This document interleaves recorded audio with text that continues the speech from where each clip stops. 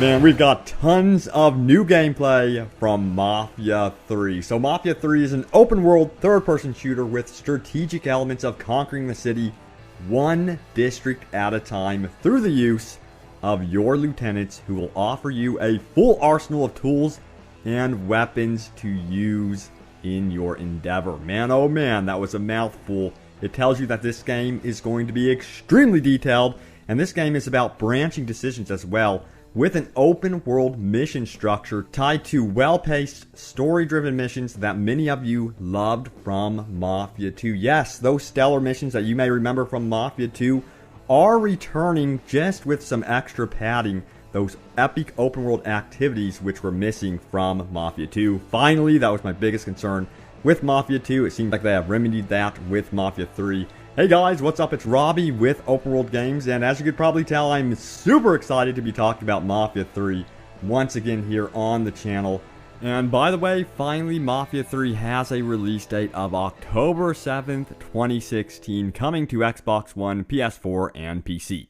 This game looks amazing. It looks gorgeous too. So we're going to dive into the details, all new details about the game right now. So the game, of course, takes place in fictional 1968 New Orleans, aka New Bordeaux, which is separated into 9 different districts with their own lighting, atmosphere, and architecture, and even crime rackets. Now, you play as Lincoln Clay, a Vietnam veteran trying to find a place in the world, and he is out for revenge against the Italian mob. Now, if you missed the new story trailer, you can check it out in the description below. I highly recommend it. It is badass.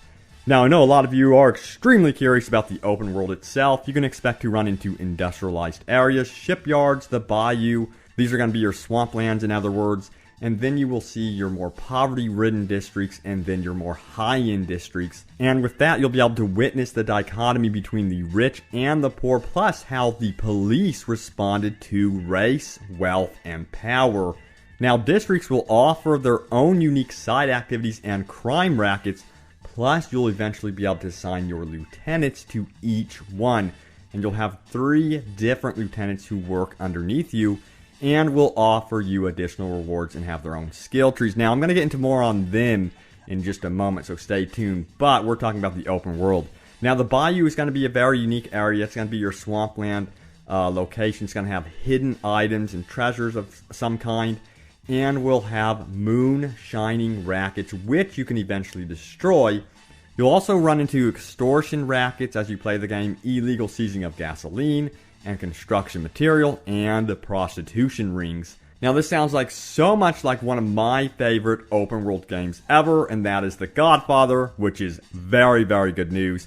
Now, about them lieutenants, we have Cassandra, the Irishman, Burke, and Vito. That last one should sound familiar to you because he was the protagonist in Mafia 2, who is now residing in New Bordeaux.